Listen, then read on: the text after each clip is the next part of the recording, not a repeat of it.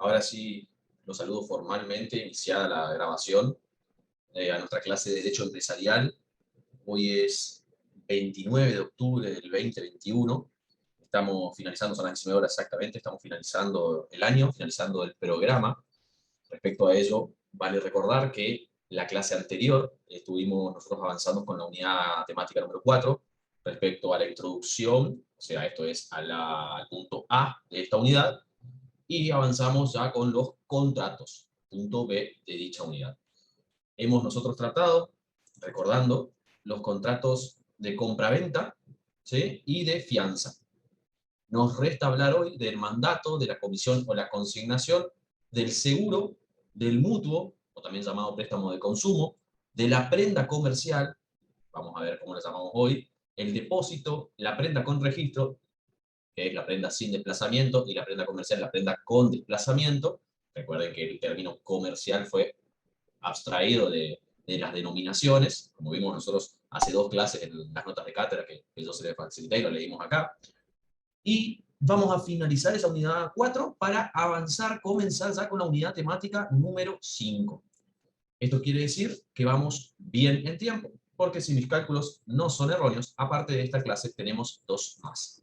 Para ello y para asegurar, si bien yo ya les di la fecha, voy a mirar mi calendario. La segunda evaluación sería, tendríamos 5 de noviembre, 12 de noviembre, y el 19 sería el parcial. Así que llegamos a finalizar cómodamente la unidad 5 y avanzar con la unidad temática número 6. Lo que sí, como lo hablamos anteriormente, no vamos a llegar a finalizar la unidad temática número 6 antes del parcial. Vamos a ver a partir de ahí cuántas clases, porque resta parcial, recuperatorio, y ver si tenemos alguna clase más que puede ser de devolución, y además de ello, de desarrollo del punto B de la unidad temática número 6.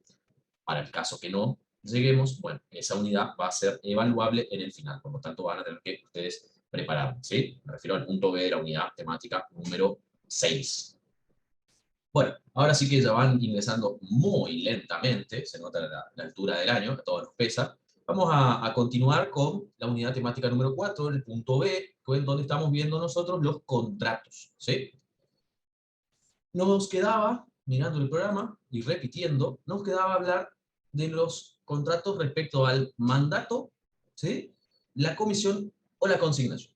Y después del resto. Vamos a comenzar con este, ¿sí? Para ello yo les voy a mandar por el chat del Zoom, de nuestra aplicación, el código, ¿sí?, código civil y comercial unificado, para que ustedes ingresen y van a ir directamente al artículo del mandato. Si no pueden ingresar por aquí, recuerden, Google, Infolec, códigos nacionales, código civil y comercial, texto actualizado.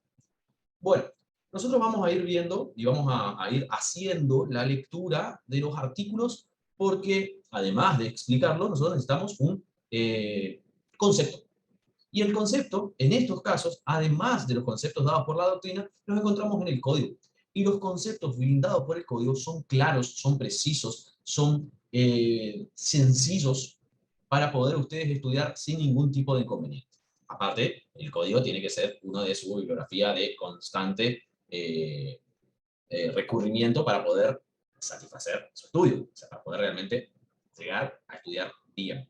Bueno, abran entonces por favor el código y vayamos al artículo 1319. Vamos a ver que acá vamos a hablar de dos tipos contractuales juntos, porque son muy parecidos. Vamos a ver al mandato por un lado, otro era anteriormente llamado mandato comercial, ¿sí? Y por el otro lado vamos a ver a la comisión o consignación. Dos formas de llamar al mismo contrato. Comisión o consignación, entonces por un lado, y por el otro lado el mandato, ¿sí? Bueno, estos dos tipos de contratos, repito, el mandato y por el otro lado la comisión o la consignación, son los primeros tipos contractuales, la primera forma contractual que le permite a un comerciante, hoy ya hablamos de empresario, recuerden, poder realizar negociaciones sin su presencia física, ¿sí? Esto significa que el empresario se encuentra en una plaza y su contraparte se encuentra en otra. Cuando hablamos de plaza, nos estamos refiriendo a lugares, ¿sí?, a ciudades. Ustedes dirán, sí, bueno, pero hoy con la tecnología tranquilamente podemos hacerlo. Sí, podemos hacerlo, por supuesto, con un simple WhatsApp, ustedes teniendo una empresa pueden encargar bienes a sus proveedores. Inclusive con el home banking en el celular pueden, o en una computadora pueden realizar pagos. ¿Sí? Pueden comprar, pueden vender, pueden hacer muchísimas cosas, por supuesto. Y de esas cosas que pueden hacer y que yo les estoy denunciando, también es entendible pensar de que pueden estar en plazas diferentes. Claro que sí, por supuesto, pero eso es hoy. Y el mandato y el contrato de comisión o consignación tienen sus inicios con el Código de Comercio, con el viejo Código de Comercio. Por eso lo que hoy pensamos que es común realizarlo a través de la tecnología gracias a la globalización, hace un par de años, no mucho tiempo realmente, no era común y se necesitaba de una persona. Hoy esa persona sigue existiendo, ¿sí? Y eso es lo que nosotros vamos a ver en el contrato de mandato y en el contrato de comisión o consignación. Ese sujeto que interviene por el empresario. Vamos a ver la diferencia entre ambos, vamos a ver cuándo uno actúa por su propio nombre y cuándo actúa por nombre de tercero. Ya a ustedes le debe sonar eso y deben relacionarlos con los nombres de los contratos. ¿Qué significa? ¿Quién se ve ligado a quién? Todo eso vamos a responder ahora. Entonces, fíjense que en el artículo 1319 que yo les decía, ¿sí? Por favor, léanlo conmigo, da el concepto de mandato. Y dice, hay contrato de mandato cuando una parte de ese contrato, se obliga a realizar uno o más actos jurídicos en interés de otro, ¿sí? De otra parte, de la otra parte. El mandato puede ser conferido y aceptado expresa o tácitamente. Si una persona sabe que alguien está haciendo algo en su interés y no lo impide, pudiendo hacerlo, se entiende que se lo ha conferido tácitamente a ese mandato. La ejecución del mandato, sigue finalizando ya el concepto, implica su aceptación sin mediar declaración expresa sobre ella. Bueno, estas dos últimas partecitas, la verdad que para someter no son tan interesantes, pero sí el principio. Y fíjense que dice, repitiendo, la primera oración, hay contrato de mandato cuando una parte se obliga a realizar uno o más actos jurídicos en interés de otra. No en interés propio, en interés de otra. ¿Sí? ¿Qué significa esto? Que aquí el primer sujeto se obliga a administrar uno o más negocios lícitos de comercio, actos jurídicos, entiéndase así, que otro sujeto le encomienda. ¿Sí? Ahora, de estos dos sujetos, uno administra el negocio, que es el que lleva adelante los actos jurídicos para el otro, pero obra en nombre de la persona que se lo ha encomendado. ¿Qué significa esto? Que yo, como como mandante, realizo un acto, pero en nombre de otro sujeto. ¿Me siguen hasta ahí? Yo no lo hago en nombre mío, lo hago en nombre de otro sujeto. Realizo un acto jurídico en nombre de otro sujeto. Y acá es importante destacar que no se presume gratuito este contrato, ¿sí? Y que, por lo tanto, a ver, una explicación. Que no se presume gratuito significa, en realidad, que puede ser gratuito, pero que no se presume gratuito, por lo tanto, puede haber un cobro por esos actos jurídicos realizados en nombre de otro. Y siempre está destinado a realizar actos jurídicos, pero que tengan su relación directa con los actos de comercio que nosotros vimos antes. Esto es decir, con los actos jurídicos que puede realizar un empresario. Fíjense cómo yo estoy diciendo y mezclando las dos formas de expresarme para que sea bien claro. ¿Sí? Entonces, el mandante y mandatario, los dos sujetos. El mandante lo que hace es encomendarle al mandatario, quien va a realizar los actos jurídicos, la realización de uno o más negocios jurídicos. Pero el deseo del mandante es quedar él mismo directamente vinculado con ese tercero con el que el mandatario realiza el negocio. ¿Me siguen? Esto es importante. El que desea mantener el vínculo directo es el mandante con el tercero. ¿Por qué? Porque el mandatario actúa en nombre del otro. Esto significa del mandante. Pero no se vincula con el tercero. Este mandatario se vincula solamente con el mandante. porque es lo que le interesa a él. ¿Qué le interesa a él? Repito, realizar actos jurídicos, pero en nombre del mandante. ¿Sí? Es medio rebuscado, parece ser rebuscado. En realidad ustedes entiendan que en este contrato, primeramente existen dos sujetos, mandante y mandatario. Y en un segundo momento es que existe este tercero. El deseo del mandante, ¿qué hace el mandante? El mandante le dice al mandatario, realiza estos actos jurídicos en mi nombre. ¿Sí? ¿Por qué en mi nombre? Porque vos no actúas en tu propio nombre, sino que vas a actuar en mi nombre, en representación mía. Entonces, cuando te encuentres con el tercero, la vinculación de ese tercero no va a ser contigo, mandatario, sino que va a ser conmigo, mandante. Y el vínculo permanece entre el mandante y ese tercero. Pero a su vez, no se olviden que existe también el vínculo entre mandante y mandatario. Y que ese vínculo, como yo les dije, no se presume gratuito, por lo tanto puede haber un cobro por esos servicios.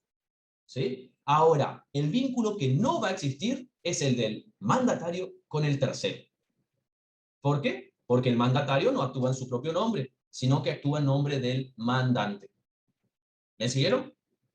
Veo sus caras, veo que me asienten, así que... Sí, profe. Primero costó, pero después se llegó a Con la destino. explicación. En este caso, el concepto dado por el código es claro, entiendo yo, pero es muy cortito. Si lo vamos relacionando así, y sobre todo si hacemos aparecer este tercer sujeto, es más claro. Es necesario meter a un tercero en este contexto, ¿sí? En este contexto. En otro contexto ya queda a gusto de cada uno. Profe, disculpe, yo entendí que está la persona que obra, por así decir, después la otra parte que sería como el propietario, por decirlo de alguna manera, y la tercera parte no entendí bien qué rol Vamos a tiene. repetir los sujetos intermedios. Profe, ¿podría dar un ejemplo, por favor? Si es tan Sí, amable. vamos a repetir de nuevo. Entonces, tenemos en el contrato propiamente dicho, el contrato de mandato, tenemos dos partes. ¿Sí? Mandante, ya fíjense la forma de darle el nombre. Mandante, está hablando de verbo. Es quien otorga, quien le da la acción al otro. Mandatario, quien recibe esa acción y quien tiene que ejecutarla. Acción, entiéndase, actos de comercio, o sea, actos jurídicos. ¿Sí? Y después encontramos el tercero. Mandante, Gaspar, le dice a Franco, mandatario, anda y vendeme este producto a tal sujeto. El tercero, Luciano Pizarello, que está en otra plaza. Gaspar se encuentra en Resistencia, Luciano se encuentra en Corrientes. Franco, ejecutando ese contrato de mandato, lleva el producto y le vende a Luciano. Ahora, él le dice, te vendo este producto, pero no te vendo en nombre de Franco, o sea, en mi nombre, sino que te vendo en nombre de Gaspar. ¿Sí? Por lo tanto, vos te vas a quedar vinculado, vos, me refiero a ese tercero, Luciano, ¿sí? Vas a quedar vinculado a Gaspar, no a mí. Porque yo lo que estoy haciendo acá es cumplir uno o más actos jurídicos en nombre de otro. Pero una vez que yo cumplo el acto jurídico, le va a explicar Franco, le va a decir, yo no tengo más relación con Gaspar, ni por supuesto tengo ningún tipo de relación con vos, Luciano. ¿Se entendió? Sí, profe, ¿Sí? entendí, clarísimo. Es un contrato que no es, a ver, es usado, sí es cierto, pero el de consignación que vamos a ver nosotros ahora es más usado en el comercio. ¿Por qué? Profe, Porque a mí, permanece el disculpe la vínculo. interrumpa. Sí, La Gaspar. palabra mandatario me suena a algo que tiene que ver con los autos o algo así. No sé, Puede como un ser gestor, también, digamos, algo por el estilo. claro, claro, puede ser también realizado, ¿sí? Supongamos que yo le digo, vamos a volver al mismo ejemplo, estaban los tres ustedes. Gaspar, vos tenés un vehículo, ¿sí? Y vos sabés que por la moda, los Citroën 3CV se están vendiendo muy bien en Formosa, en Clorinda, porque lo compran y lo pasan a Paraguay y lo desarman, para que sea ilegal ya. No, porque los compran y lo usan legalmente, ¿sí? Franco se dedica a la compra-venta de autos y justo, casualmente, se enteró que vos tenés un Citroën 3CV. El hábil comerciante va a ir a hablarte a vos y te va a decir, che, mira, tu vehículo acá lo puede vender, pero en Florinda o Formosa lo puede vender mucho mejor. Y vos le decís, bueno, perfecto, vamos a hacer un contratito de mandato. Entonces, vos, Gaspar, como mandante, le vas a ordenar a Franco, como mandatario, la realización de un acto jurídico. ¿Cuál es la realización de un acto jurídico? Bueno, la realización de un acto jurídico es esa venta del vehículo. ¿Sí? Franco va a ir con el Citroën 3CD, prácticamente en 5, 6, 7 horas llegaría más o menos a Clorinda, y va a encontrarse con Luciano, ¿sí? Él le va a vender el auto, pero le va a explicar y le va a decir, che, escucha, yo soy mandatario, a mí no me interesás vos, comprador, sino me interesa la relación que yo tengo con mi mandante. Y a mi mandante le interesa la relación que tiene con vos. ¿Sí?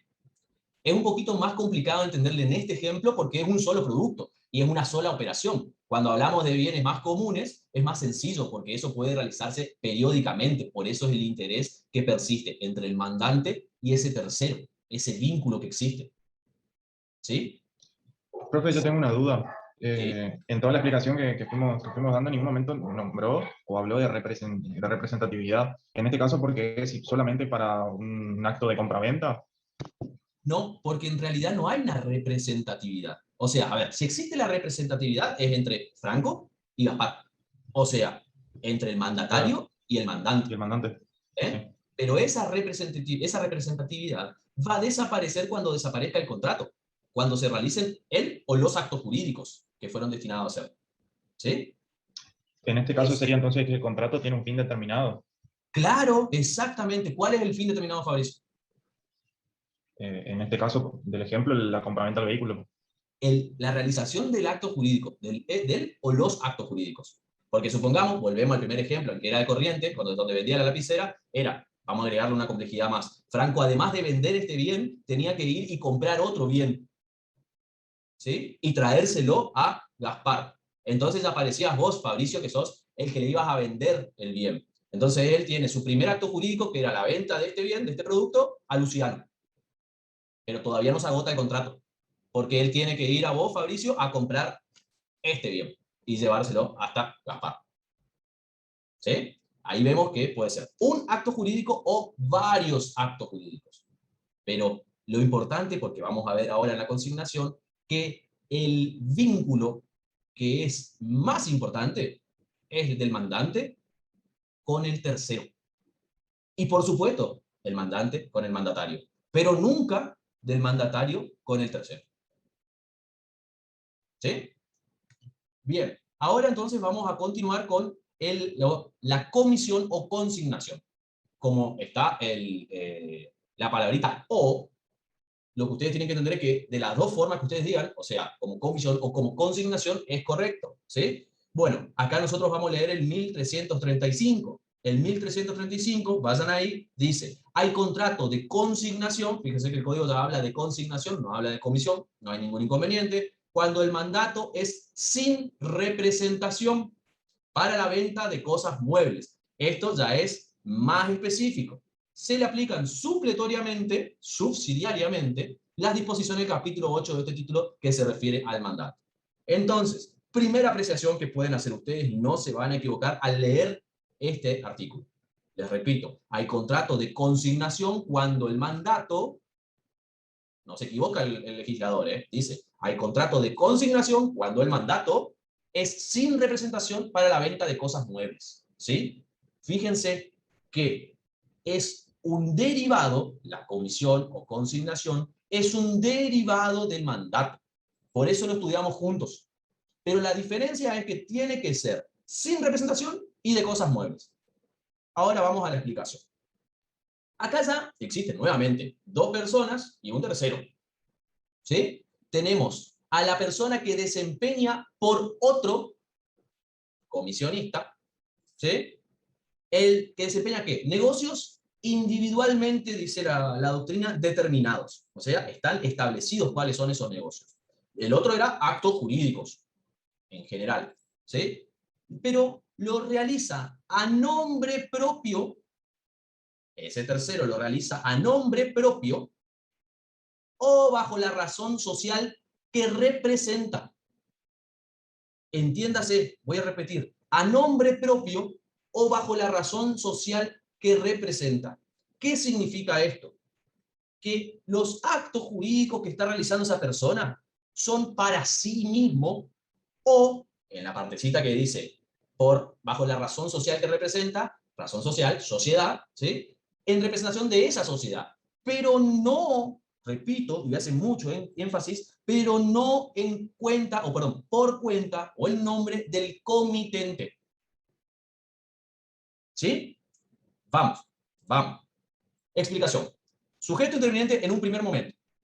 Comitente, comisionista. ¿Sí? Comitente, comisionista. En un segundo momento aparece un tercero. Acá, el comisionista realiza actos jurídicos individualizados en nombre propio o de su razón social, pero no en nombre del comitente. ¿Sí? Entonces, cuando aparece el tercero, este comisionista, vamos a cambiar, cuando aparece el tercero, este tercero, ¿con quién se ve directamente relacionado o directamente vinculado? Con el comisionista. Con el comisionista, exactamente, con el comisionista que está actuando a nombre propio o por la razón social que representa. ¿Sí? ¿Qué ejemplo encontramos acá? Los que son comisionistas o los vendedores de cereales, de ganados, los corredores de bolsa. ¿Sí? Esos lo que hacen es recibir el producto y venderlo. Pero se relacionan ellos directamente con el tercero. ¿Se entiende? Ellos se relacionan con el tercero. Y acá es importante remarcar nuevamente que al comitente, a contrario sentido de lo que era el mandante, le interesa solamente vincularse con el comisionista. ¿Sí? Sin quedar ligado a los terceros con los que el comisionista contrata. Para que se entienda, la relación del comitente es pura y exclusivamente con el comisionista. ¿Qué significa esto? El comitente le va a entregar X bien para que el comisionista realice la venta de ese bien. Ahora, al comitente no le importa a quién le vende. Ese tercero que hoy veíamos en el ejemplo del mandato, estaba ya individualizado por el mandante. Acá el que va a individualizarlo es el comisionista, no el comitente. El comisionista es el que va a individualizar a ese tercero y va a quedar unido, vinculado directamente con él. Al comitente no le importa, no le interesa ese tercero. Puede ser Luciano, puede ser Fabricio, puede ser Estrella, puede ser cualquiera. Pero a él, al comitente, no le importa. Ahora, al comisionista, sí. Fundamentales diferencias. Estos vínculos, fundamentales diferencias. Otra más, los nombres, fundamental diferencia. Importantísimo. En carácter de quién actúa la segunda parte. La segunda parte es el mandatario en el mandato o el comisionista en la comisión. En el mandato actúa por nombre del tercero y en la comisión el comisionista actúa por nombre propio. Agreguémosle también que puede actuar por la razón social que representa. Yo, Javier Roy, consignatario de Hacienda, vendo esta vaca. Che, ¿de quién es la vaca? Me pregunta un tercero, no te interesa. Yo te la estoy vendiendo. ¿Sí? No aparece el comitente. En cambio, en el primer ejemplo, recordemos de Corrientes, de la plaza de Corrientes, yo iba y decía, che, te vengo a vender el producto de Gaspar. Ah, Javier, ¿cómo andás? No, ni digas mi nombre. Llámame Gaspar Junior, porque yo vengo en nombre del otro. Diferencias fundamentales, esas tres. Profe, una pregunta. ¿Sí? En la parte de mandato hay un artículo un poquito más abajo que habla de mandato sin representación, digamos. Eso se asemeja un poquito a lo que es el de comisionista, porque si no lo representa, digamos, y Sí. puede vender algo que no sea mueble, así que para mí se asocia un poco. No sé. Se asocia. Pero eso vendría a ser una figura sui generis entre los dos, estaría en el medio vinculado a los dos. Pero la diferencia es que ¿Con quién hace el trato? Sería la diferencia, ¿no? exactamente, ahí. Y además de eso, que el comisionista realiza actos individualizados. El mandatario puede realizar un sinfín de actos. ¿Cómo puede ser un acto jurídico individualizado, el mismo acto jurídico, ¿no? Individualizado y no individualizado? Individualizado, el primer ejemplo, andá y vendé a tal persona este producto. No individualizado, va a ser lo contrario. Pero esa figura no entran ahí. Porque si entran ahí, ahora lo explicamos así rápidamente, si ustedes van ahí a leerlo, se van a quemar la cabeza, se van a complicar la vida, se van a complicar la existencia, porque es una figura sui generis, lo conocemos nosotros como la banda vieja de rock, bueno, así, porque tiene pedacitos de esto y pedacitos del otro. Está conformado por ambas partes. Pero lo importante es que ustedes entiendan cuáles son las diferencias fundamentales entre el mandato y la comisión o consignación. Y si bien dijimos, y ustedes lo ven, que son similares contratos, las diferencias son muy importantes. El hecho de quién actúa en nombre de quién queda vinculado con quién, es esencial. ¿Por qué? Porque en el mandato, el mandante va a quedar vinculado con el tercero, siempre. El comisionista, en la comisión, es el que queda vinculado con el tercero. Y el otro sujeto, lo único que hace es poner a disposición un bien. Profe, ¿Sí? disculpa que le interrumpa. Cuando habla vinculado, habla de responsabilidad. Exactamente, entre muchas cosas, de responsabilidad, ¿sí? De responsabilidad. Por eso fíjense que en el ejemplo que yo le daba de comisión, yo le decía que el que compraba la vaca le preguntaba, che, ¿de quién es este animal? A vos no te importa. Acá está. Obvio, estamos hablando de actos jurídicos lícitos, ¿eh? No lo vayamos a no lo relacionemos esto con abigeato, con cuatrerismo, no. Estamos hablando de actos jurídicos lícitos, ¿sí? Y el vínculo ese es total. El vínculo es total. ¿Mm? Supongamos de que en el mandato, la virome esta del ejemplo tenía un problemita. No me van a llamar a mí. O si me llaman a mí, yo le voy a decir, che, escuchá, llámalo a papá.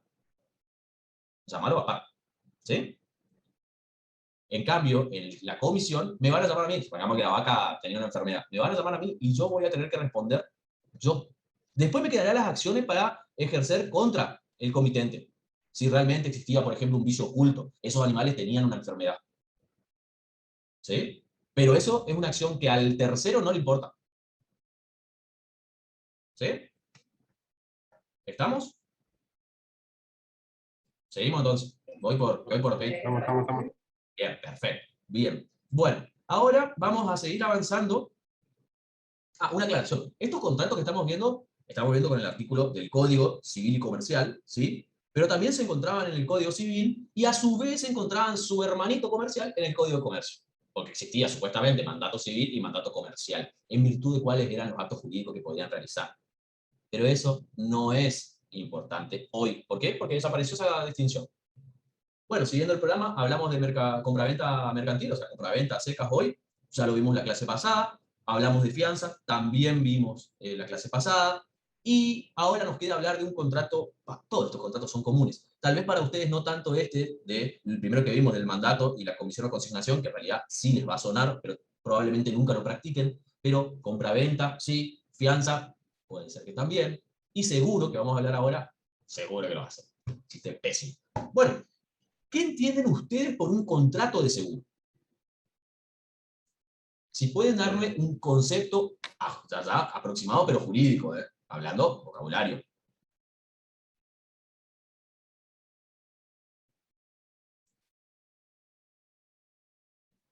¿Qué entienden por contrato de seguro?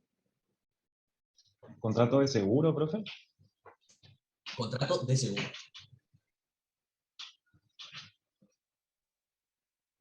Sería el acto jurídico que uno contrata y si tiene un problema con un tercero, el seguro respalda por eso que contrató. Bien, nos vamos acercando. Fíjense, ahí ya nos vamos acercando y vamos separando las partes que intervienen. El seguro, una parte. El asegurado, la otra parte.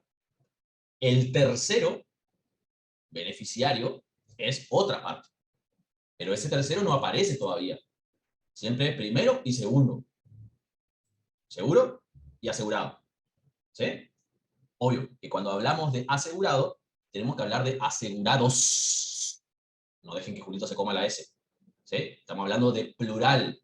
Asegurado, nos referimos a una persona, pero sabemos que en realidad existen muchos asegurados. Bien. Ya también Matías explica cuál sería la finalidad. Responder. Que el seguro responda. ¿Sí? ¿Qué sucede? ¿Por qué hablamos de un tercero? Ese tercero va a ser un tercero damnificado, pero beneficiado también. Entiéndase, damnificado si yo lo choco, pero beneficiado porque va a cobrar, si corresponde, por supuesto. ¿Sí? ¿Qué tipo de contratos de seguro ustedes conocen? O sea, ejemplos. Y hay seguro completo, seguro Daños y perjuicios, ¿puede ser? claro, daños y Seguro perjuicios. de Creo que es el automotor. más simple. Bien, O todo ahí en riesgo realidad, también contra terceros. espérenme un segundo, ahí realmente ustedes están hablando de un contrato, que es el de seguro de automotor. Total, cosas con cobertura total, Seguro de vida también puede ser. contra terceros, con con franquicia, sin franquicia, con un valor más alto, pero sigue siendo un tipo de contrato, uno solo, que ¿cuál es? Es el contrato de automotor, ¿sí? De seguro del automotor. Ahora, ¿qué otros tipos de contratos conocen? Seguro de vida, por ejemplo. Seguro de vida, exactamente. ¿De qué más puede ser? ¿Un inmueble? Creo que puede ser también la medicina prepaga, ¿no? ¿Por qué? Y porque vos pagás todos los meses, digamos, y ante cualquier enfermedad o algo así, respalda. ¿Y cuál sería el tercero que se beneficia? Y, por ejemplo, si paga una mamá, puede ser el hijo. Pero sigue formando parte del asegurado. O sea, de ese lado, ¿no? Sí, En sí, ahí sí realidad, creo que está bien. el contrato de medicina prepaga es un contrato especial, de medicina prepaga. También tiene características, o sea, no está totalmente mal lo que vos pensabas, Pat. ¿Por qué? Porque las características comunes que tiene entre el contrato de seguro y de medicina prepaga es que vos estás hablando de un futuro, ¿sí? Eventual, fíjense mi gesto, eventual. ¿Puede suceder? ¿Cómo puede que no? ¿Mm? ¿Me puedo enfermar? ¿Cómo puedo que no? Bueno, pero ese es un contrato de medicina prepaga, ¿sí? Cuando hablamos de contrato de seguro, ustedes dijeron ahí, ¿sí? ¿Puede ser el seguro de trabajo? En ¿La realidad RT? es de desempleo. ¿No? ¿Y la RT? La ART también, exactamente, la ART es contra riesgos laborales que puedan sufrir en el trabajo o in itinere, se llama, yendo o viniendo a mi trabajo. ¿Sí? In itinere. Está relacionado al itinerario en latín. Bien, ¿qué más puede ser? Franco, vos dijiste seguro de una casa o algo así, un inmueble, dijiste, ¿no? ¿A qué Un te refieres? inmueble. ¿A qué te refieres? Y que nosotros pagamos o sea, el asegurado paga un monto al que asegura en caso de que el inmueble sea destrozado en su totalidad o parcialmente. Bien, puede ser eso. ¿Cómo puede ser el destrozo? Por un terremoto, por una inundación, por un incendio. Bueno, esos son los contratos. Seguros contra incendio. El bien asegurado puede ser la casa, puede ser el vehículo, puede ser los electrodomésticos que incluyen a la casa, o sea, como bienes dentro de la casa, puede ser un bien específico. Por ejemplo, tengo una guitarra o una obra de arte dentro de mi propiedad y yo únicamente aseguré esa obra de arte por destrucción, total o parcial, como decía también Franco, ¿sí? Pero son, o sea, contratos de destrucción, de seguro contra destrucción, total o parcial, contra incendio, contra inundación, contra granizos, por ejemplo, en los campos. ¿Se acuerdan cuando hablábamos de hechos jurídicos y hechos naturales y no naturales? ¿Sí? Por ejemplo, también, como ustedes dijeron, los contratos de seguro de vida empiezan a activarse cuando fallece el asegurado, y el tercero, damnificado, podemos decir, porque se murió su amigo, hermano, familiar, lo que fuese, pero también es beneficiado porque va a cobrar un valor, un monto. Puede ser un contrato de seguro, como yo les decía, antilesiones para deportistas, también puede ser. Va a variar mucho ese monto, como decía Franco, que se llama prima o canon, pero prima es lo que habla la ley, ¿sí? Va a variar mucho del nivel del futbolista, de la posibilidad de lesionarse, de la edad, de la contextura, del deporte. No es lo mismo hacer un tipo de contrato de eso a un ajedrecista que a un jugador de rugby, que sí o sí en el partido se va a lastimar, algo se va a lastimar, se juega, ¿sí? O saquémoslo al ajedrecista, pongámoslo a un jugador de golf. ¿Se puede lesionar? Por supuesto que sí. El ajedrecista también se puede lesionar. Pero el jugador de golf se puede lesionar, sí, puede tener un tirón, un desgarro, pero es menos probable que suceda eso por el tipo de deporte. Bien, entonces vemos acá que encontramos ejemplos de contrato. El más común, y fue el que ustedes primero me dijeron, es el contrato de seguro automotor.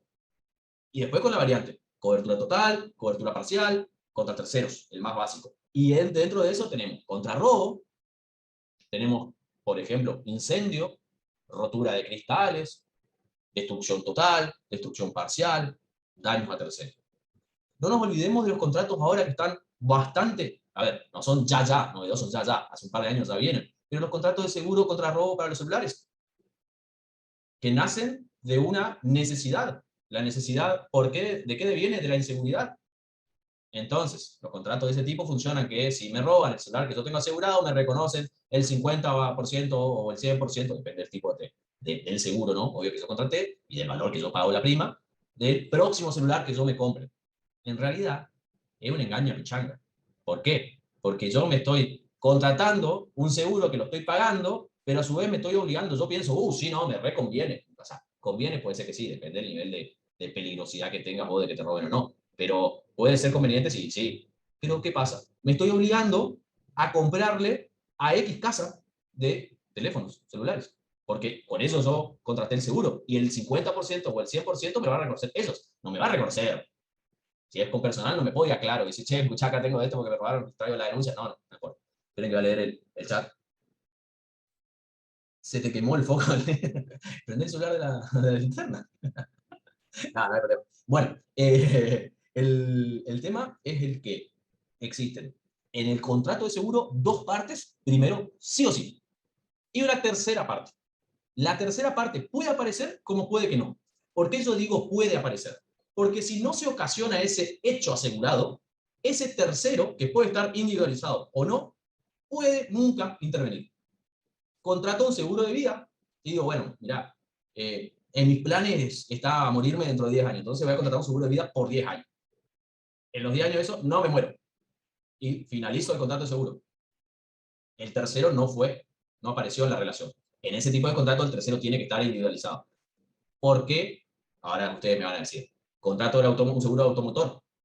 Hace rato iba a tocar madera, esto tiene pata, no choco a nadie ni nadie me choca a mí. Tuve una época con mi vehículo anterior que parecía que estaba meado por los perros realmente, porque me chocaban, estacionado arriba de la vereda, me chocaban a mí. Imagínense la mala suerte que tenía. Ah, maldito. Estaba maldita la camioneta esa, pero la re disfruté. Bueno, tiene su buenos recuerdos. Pero parecía que era así. Entonces, continuamente yo recurría a mi seguro. Mi seguro ya no me quería ver más o menos, porque para el seguro verte, cuando vos no vas a pagar el seguro, ya es muy extraño, porque sabés que algo va a pasar, ¿viste? Ellos saben que algo pasó. Pero bueno, ahí ese tercero es individualizable. Yo no contrato un seguro automotor diciéndole, che, mirá, yo soy el asegurado, vos sos la aseguradora, pongamos, Federación Patronal, que es lo que tengo yo, puede ser Sancor, puede ser la Caja, cualquiera, yo quiero asegurarme para chocarle únicamente, que vos me cubras, y únicamente yo le choco a Franco Zampa. No funciona así. ¿Puedo hacerlo? Sí, porque es una situación asegurable, pero no funciona así el contrato de seguro normal. ¿Y por qué yo digo que en el contrato, en el contrato de seguro de vida, el tercero tiene que estar identificado? No es identificable. Porque en el accidente de tránsito, cuando yo choco a otra persona, ahí va a ser identificable. Ah, acá está el tercero. Esta es la persona. Porque es quien tiene que recibir la damnificación. Y sí. Y además de eso, Fabricio, es lógico. Lógico. Y yo creo que también para el seguro no va a ser lo mismo cubrir la muerte de Bill Gates que el de mi vecino, me parece. Sí, pero yo puedo decir, mira, para mí, mi vida, para el tercero que va a recibir, vale $15 millones. Ninguno de mis familiares piensa eso, ni yo mismo, nada. Pero bueno, el seguro que me va a decir, mira vos, qué expectativa que tenés, ¿no? Bueno, entonces tu prima no vale 5 pesos, vale 25 pesos. Va a pagar más, ¿sí? En cambio, como yo te veo vos, para mí tu prima normal, perdón, tu seguro de vida normal como otra persona puede valer 3 millones de pesos. Y va a pagar 5 pesos de prima. Pero ¿por qué tiene que estar individualizado ese sujeto antes? O sea, al momento del contrato. Es obvio. No sé las palabras, pero Si quieren cometer un obviamente fraude, que esa persona mate al otro.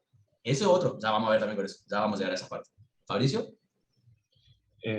Cuando una persona contrata un seguro, o sea, por ejemplo, yo contrato un seguro, pongo a nombre del beneficiario, no sé, a mi mamá, supongo que cuando yo me muera y no exista más, la obligación va a recaer sobre mi mamá, que es a quien puse el nombre.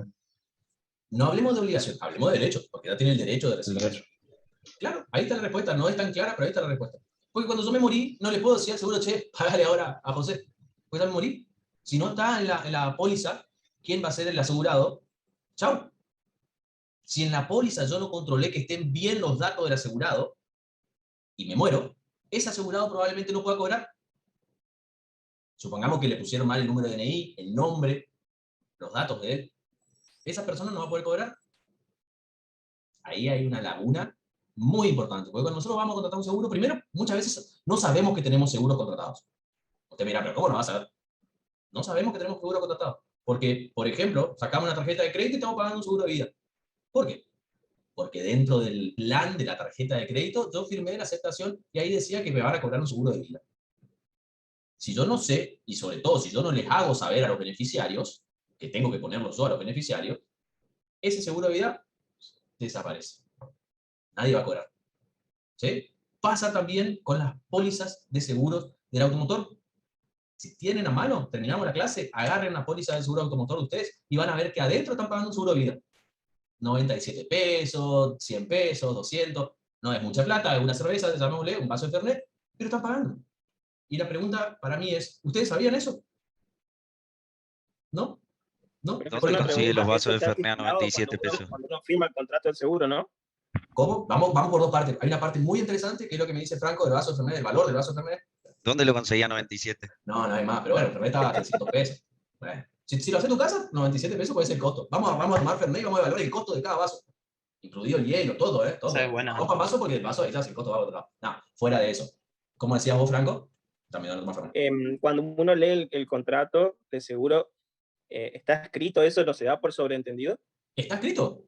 Está totalmente escrito. Pero ¿quién lee el contrato de seguro? ¿Quién leyó la póliza? Algunos tienen vehículos, sí. Varios deben tener vehículos. ¿Leyeron la póliza de seguro? ¿Saben cuánto les cubre? ¿Saben qué realmente les cubre? La mayoría de la gente no lee. Se preocupa cuando chocó. Ahí sí se recontra preocupa. ¿Cómo no me van a cubrir? O cuando le roban. Che, pero yo te pedí que me cubra cristales. Sí, te cubre el cristal, pero no lo que te robaron de adentro. O te cubre lo que te robaron de adentro hasta cierto valor. Esos pequeños datos son los que hacen un buen ejercicio de los derechos nuestros. Repito lo que siempre les digo. El conocimiento, como decía el comandante Ricardo Ford, el conocimiento es poder. ¿Sí? El que conoce realmente sus derechos es quien puede ejercer sus derechos. Si yo no conozco mis derechos, si yo no conozco cuáles son mis facultades que yo tengo, no los voy a poder ejercer. Bueno, vamos entonces a seguir avanzando. Estos son casos puntuales que estamos tocando. ¿Sí? Vamos a seguir avanzando. Profe, ¿Sí? estoy buscando igual acá la póliza para mirarla y ver a ver si encuentro eso. Fíjate, va a encontrar. Profe, yo acá encontré la parte que dice la cobertura de muerto e invalidez total y permanente cubriendo al conductor y o asegurado. Bueno, y nombra unas pares de sujetos más. Creo que hasta 3 millones es lo común, me parece. Millones de pesos. Muerto. No, eso no me dice. A veces también puede cubrir al asegurado, al conductor, y a un tercero. O sea, a un tercero que vaya adentro del vehículo. Puede ser que sí, como puede ser que no. Depende de qué contraté. Eso, si yo contraté eso, la póliza va a subir un poquito más. La prima va a subir un poquito más. El valor va a subir un poquito más. ¿Sí? Todo eso en realidad está en la póliza. Obvio que lo que hablaban de fraude y todo, no, eso vamos a ver ahora, ¿sí? O sea, yo guardar mi información a mi seguro no lo puedo hacer. Lo puedo hacer, la gente lo hace. Pero si se descubre, pierde el derecho de cobrar. Vamos a llegar a ese momento, pero vamos a hablar entonces, vamos a dar un concepto, porque en realidad vimos que quiénes son las partes, cómo sería, empezamos a ver con los ítems esenciales, la prima, por ejemplo, que es el monto que yo pago para estar asegurado. Pero bueno, el contrato de seguro entonces lo que significa es la dispersión, ¿sí?, de un determinado riesgo. Imagínense que ustedes están flotando sobre un lago, no río, lago, donde no tiene corriente, y tiran una piedra. Ven que se hacen esos anillos que se van ampliando. Bueno, así sería el riesgo y la dispersión de ese riesgo. Si yo no tengo un contrato de seguro, supongamos, de automotor, que es obligatorio, el contrato de seguro para el automotor es obligatorio, el más básico contra terceros. Pero supongamos que la ley no me lo exigiera y yo no tengo. Cuando ocurra ese riesgo, voy a tener que responder yo. En cambio, contratando un contrato de seguro, lo que voy a hacer es dispersar ese riesgo en otros sujetos. Primer pregunta importantísima. ¿Quién paga ante la comisión de ese eventual riesgo? O sea, no es eventual, choqué. ¿Quién le paga? al tercero, ¿no? La aseguradora. La aseguradora. ¿Todos piensan eso? Y siempre Directamente tienen termina como... pagando uno propio con la cuota, digamos, del seguro. Pero el que pone la plata de una Y cuando depende de la sucede el hecho franquicia. En realidad, estamos más cerca de lo que dice para Fabricio. En realidad, quien paga, o sea, quien hace la acción de pagar es la aseguradora. Pero el dinero no es de la aseguradora. Sale de los cánones, o sea, de las primas que pagamos todos los asegurados y que de allí se conforma una bolsa de dinero. Entonces, en definitiva, quienes pagan son los mismos asegurados. Lo que pasa, ustedes miran, che, entonces ¿para qué pago un seguro? Y bueno, si vos no tenés pensado morirte, no contratas un contrato de seguro de vida. Si no tenés pensado que se te prenda fuego la casa, no contratas un seguro contra incendio. Ahora, cuando sucede eso, si no contrataste, tenés que poner para poder volver a reconstruir tu casa, supongamos. ¿Sí? Entonces, ¿quiénes son los que pagan? Esos que recibieron esa difumación del riesgo, no daño, riesgo. Puede suceder como puede que no. Puede prenderse fuego en mi casa como puede que no. Puedo recibir un granizo, una inundación y perder la cosecha como puedo que no. Puedo chocar como puedo que no. Es eventual. Recién en algún momento puede llegar a darse. ¿Sí? Entonces, esta dispersión de un determinado riesgo, no es que yo disperso todo riesgo, no, yo disperso un riesgo. O sea, por eso el contrato de seguro, por eso el contrato contra robo, por eso el contrato del automotor, que incluye un poquito los otros, por eso el contrato de vida, seguro de vida, ¿sí? Pero lo que hacemos entonces es transferir, o sea, transmitir, traspasar a los otros sujetos el riesgo que en un principio, en un primer momento, lo tiene una sola persona, ese asegurado, ese sujeto, ¿sí? ¿Qué hago? ¿A quién le transmito ese riesgo? A una comunidad de individuos, que somos todos los asegurados que tenemos o sea, un contrato en, por ejemplo, La Caja, en Sancor, no me sale el nombre, que era uno cortito, que trabaja re mal. No, Mafre trabaja bien. Que tenía la camiseta de Colono de Nubes. Bueno, no me va a salir, que le gané varios cuando ejercía. Podemos hablar de Federación Zurich. Patronal. ¿Cómo? No, Zurich también trabaja bien, ¿eh? A ver, todos los seguros son muerteros, porque la diferencia de eso, ahora nos vamos a llegar a ver, pues, ¿pagar? No, es no pagar, claramente, porque de ahí se nutren. Por eso son vuelteros en el pago. Lo que mejor puede hacer una persona cuando contrata un seguro es saber qué tan bien paga. Y ustedes dirán, volviendo al ejemplo del seguro del automotor, ¿y qué me interesa? Que lo pelee el otro. Empatía. Hoy le chocaste vos, mañana te puede chocar a vos. Y vos podés ser que vas a querer cobrarle al seguro. Y tenés que parir más o menos para poder lograr un cobro. ¿Sí? O, gracias a mi experiencia personal y profesional, si pudieran recurrir a mí, si yo no trabajara en la justicia, podrían recurrir a mí. Pero yo les saldría una parte más del arreglo de ese vehículo. Profe, le consulto, pero en ese caso no es que se encarga tu propia aseguradora, se encarga de mediar con la aseguradora del otro. Depende qué seguro tenés vos. Supongamos, vamos a ver también diferentes casos. Si vos sos un peatón y te choca un vehículo, no tenés aseguradora vos. Siempre que no te mató, ¿no? No tenés aseguradora. No, claro, pero me refiero en caso de vehículo con vehículo, digamos. O sea, si yo tengo seguro y el otro seguro, no es que se encarga de mediar el seguro entre el otro. La única forma en que se van a encargar entre seguros es cuando vos tengas un seguro contra todo riesgo. Recién ahí. Si no, tu aseguradora lo que va a decir es, tomá, te doy tu constancia de seguro, supongamos que el otro te chocó, ¿eh? Gracias por avisarme, te van a sacar fotos para que vos después no le quieras hacer pasar como que otro te chocó de nuevo o algo de eso. Sí. Y te Ya van a tengo mandar experiencia. andá a pelearla. Ahora, Claro. si vos tenés seguro contra todo riesgo, ahí sí se va a arreglar la aseguradora con la otra aseguradora. Porque vos estás pagando para eso. Vos vas a cubrir tu franquicia. Si la franquicia es baja, la prima es más alta. Si la franquicia es alta, la prima es más baja. O sea, el valor que vos pagas mes a mes. ¿Qué significa esto? Supongamos que vos podés tener una franquicia de 10.000 pesos. Hoy, con el valor de las reparaciones o de los insumos, en general, para los vehículos, 10.000 pesos es una mica. Y capaz que ni eso. Imagínense la mano de obra, si tienen que hacer chapitura y demás. O sea, No, sí, entiendo. O sea, como los seguros de más que nada, y el resto sí se encarga. las pólizas van, digamos, dependiendo también de los daños. O sea, antes de eso, no sé, si tu daño del vehículo es superior a tanto monto, te pagan y así va aumentando y así también va aumentando el monto de la cuota, digamos. También. Pero la mayoría de los contratos de seguro automotor ya te incluyen, los de todo riesgo, estoy hablando, de todo riesgo, te incluyen la destrucción total del vehículo. Y no hace falta que realmente se destruya totalmente y desaparezca prácticamente el vehículo.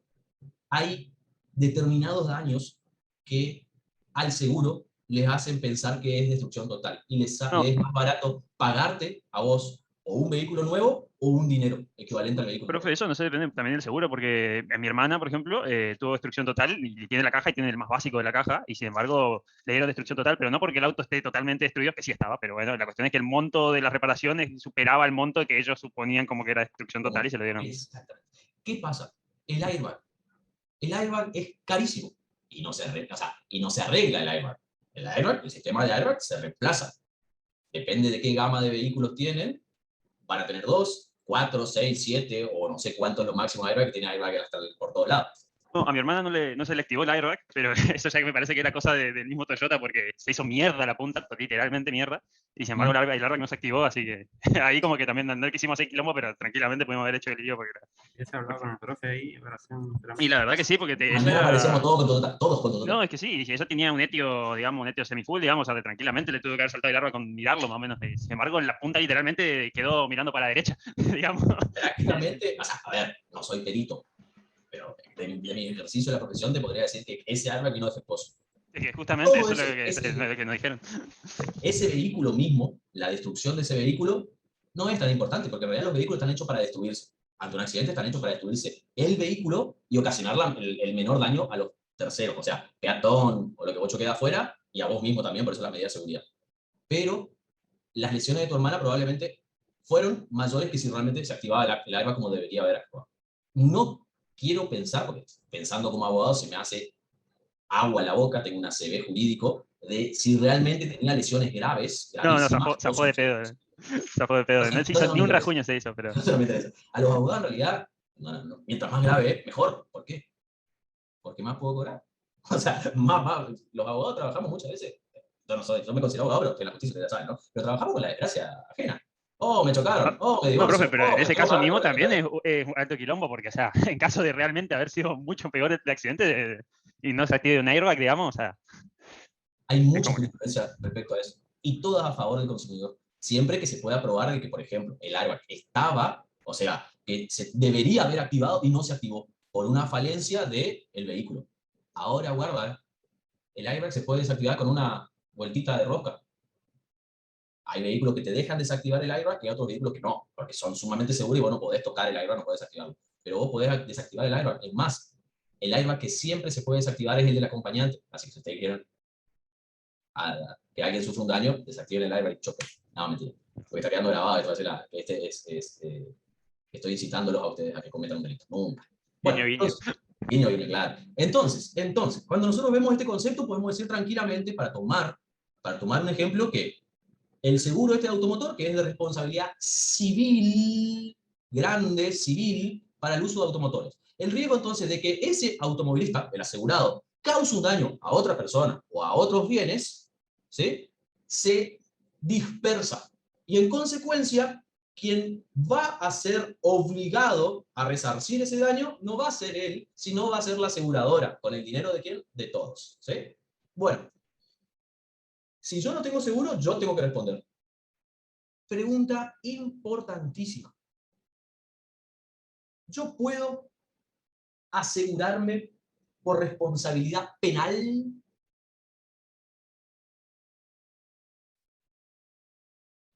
¿Sería en el caso de cometer un delito? Ajá. Sí, supongo que no, pero no sé. ¿Por qué supones que no? Porque, Dependería de lo que uno hace. no sé, Pues si, por ejemplo, uno es transporte de carga y descarga, supongamos un camión, y choca a alguien en la ruta, yo creo que esto se podría asegurar porque es parte del trabajo del camionero, ¿no? ¿Y eso O sea, penal? con manejar por la ruta. ¿Y eso penal? ¿O es civil? ¿Qué es penal entonces, profe, para empezar por ahí? ¿Podría ser algo relacionado a la mala praxis? Eso es civil. Eso también, eso me olvidé. Eso hay seguros de mala praxis, me olvidé, gracias Franco, hay seguros de mala praxis para médicos, para abogados, para arquitectos, para contadores, para todo, porque inclusive para ustedes debe ya existir, para cuando se reciban, puede llegar a existir un seguro de mala praxis. O sea, ustedes pagan una prima mes a mes, y si alguna vez su cliente los denuncia, los demanda por daños y perjuicios por mala praxis, ustedes le van a decir, che, anda a reclamarle al seguro, porque yo pago seguro. Bueno, en realidad, eso que dice Franco Cohen es un accidente. ¿Cuál es la diferencia entre penal y civil? Bueno, en ese ejemplo, el dolo o la culpa, ¿sí? Pero si yo realmente solo lesiono o inclusive mato, puede ser civil. Ahora, si yo lo hago con dolo, o sea, con intención de cometer esa acción, yo veo que va el sujeto caminando y le cargo en el auto y acelero, eso es penal, claramente. Si yo voy en exceso de velocidad, culpa, incumpliendo los reglamentos, la ley de tránsito, ¿sí? Eso es penal. Pero, repito, ¿puedo yo dispersar un riesgo de un hecho penal que pueda yo cometer? Para mí no, profe, porque sería inmoral para la otra parte. Bien, es inmoral, sí, es cierto que es inmoral. Pero aparte, ¿por qué? O sea, vamos a ver bien, vamos a ser bien claro. Ustedes son la aseguradora, ¿sí? Y yo digo, che, me voy y siento, bueno, mira, quiero saber cuánto me sale a mí por mes, ¿sí? La póliza, porque yo tengo mucha tendencia a pegarle a gente. A ver, tengo un manejo de ira muy malo y bueno, yo me enojo y le pego y quiero tener un seguro para pegarle a la gente, en general. Oh, sí, Javier, por supuesto, vas a pagar 10.000 pesos por mes. Listo, dale, pero vos respondés, ¿eh? Sí, no te preocupes, yo respondo por vos. ¿Quién va a ir en cana? ¿Quién va a ir a Canadá? ¿Quién va a estar guardado? ¿La aseguradora o yo? La aseguradora lo más probable. No. ¿Cómo le van a llevar a la aseguradora en cana? ¿Qué le van al productor de ¿Van a tener seguro? un quilombo por haberle hecho el seguro o no? Ah, no, es otra cosa, pero no puede ser. Ese seguro es falso, es nulo, de nulidad absoluta. Porque la responsabilidad penal es del sujeto. Yo no puedo transmitir la responsabilidad penal. Yo sí puedo transmitir la responsabilidad civil, ¿sí? Pero no la penal. Si no, sería muy fácil. Existirían los testaferros delictivos. O sea, la figura de testaferro delictivo, pero existirían sujetos que dirían, che, mira, yo me banco ir en cana por vos, ir a prisión por vos, por un hecho que vos cometiste. No, es contrario a la moral, como dijiste vos, Matías, es contrario a la finalidad de la pena, como yo la hablé varias veces, que es la resocialización. ¿Cómo va a entender el sujeto que está mal lo que hizo si va a detener a otra persona en su nombre? No existe la representación ahí. Si yo cometo el delito y soy culpable, tengo yo que responder, ¿sí? Ahora, la responsabilidad civil es objetiva, ¿sí? Por lo tanto, sí puede ser transmitida a terceros. O sea, sí puede responder terceros, ¿sí? Esa es una pregunta que es importante tenerla bien en claro. No va a entrar en parcial, pero es muy importante que ustedes sepan. Bueno, con respecto a los orígenes de este contrato de seguro, encontramos dos tipos de orígenes, ¿sí? Esto lo dice un doctrinario francés, Michel, en realidad creo que es, Albert, y él habla de dos orígenes. Por un lado, el origen alpino de los contratos de seguro, y por el otro lado, el origen marítimo de los contratos de seguro. Bueno, en tiempo primero vino el origen alpino. ¿Cuándo se origina esto? Bueno, esto se origina en los altos valles de los Alpes durante el siglo XVI, donde los lugareños organizaban esas primeras sociedades de socorro, ¿sí? Los llamaban sociedades de socorro mutuo. ¿Qué es lo que hacían? Es unirse entre ellos para dispersar ese riesgo, ¿sí? De este origen alpino devienen o descienden las asociaciones mutuales, donde se mutualiza un riesgo. Mutualiza por el resto de los otros, ¿sí? Cada individuo realiza un aporte independientemente de la probabilidad de los riesgos que pueda correr. ¿Qué significa esto? Que no importa qué tan probable sea que yo pueda tener, o sea, pueda ocurrirme ese riesgo, sino que igual vamos a pagar todo lo mismo. Se basa en el principio de solidaridad, todos pagamos lo mismo, somos solidarios, y en la redistribución de la comunidad. Vamos a hacer un dibujito, a ver si me sale por la pizarra. Vamos acá, tac, miren. Este es un dibujo que yo lo suelo hacer en las clases, para que sea bien claro. Vamos a elegir color negro. Supongamos que el valle es todo esto. Obvio, acá al lado están las montañitas, las montañitas, las montañitas, son todas montañitas, ¿sí? Y nosotros, cada uno de nosotros, somos, vamos a hacer un punto más grande, somos estas estrellitas. Estamos acá, acá, acá, acá, acá, acá, acá, acá, acá, acá, acá, acá, acá. ¿Me siguen en el ejemplo? ¿Qué son las estrellitas, profe, perdón? Las estrellitas somos nosotros. Somos los lugareños que vivimos en este valle. Estrellita, perdón, ahí está, ahora me regué. No es por vos, estrella, no es por vos, ahora seguramente te van a gastar, bueno, no era intencional, ahora me doy cuenta de eso. Había corazón y no quería ser tan meloso porque también está el fin de semana, ¿vieron? Bueno, nosotros somos estos sujetos, los lugareños. ¿Qué pasa? En los valles, ¿qué sucede? Y sobre todo en los valles donde hay montañas. ¿Qué sucede? ¿Qué baja de la Puede montaña? haber derrumbes. Se inunda Derrumbe. todo, se derrumba. Exactamente, pueden ocurrir derrumbes, o sea, que pedazos de la montaña se me caigan encima. Normalmente puede ocurrir inundaciones, que por lluvias o por deshielo el agua baje hasta mi propiedad. Y eso puede ocasionarme un daño. Pero fíjense, de estas estrellas que yo marqué ahí, ¿a ustedes les parece que todos corremos el mismo riesgo? ¿O que hay algunos que corren más riesgo que otros?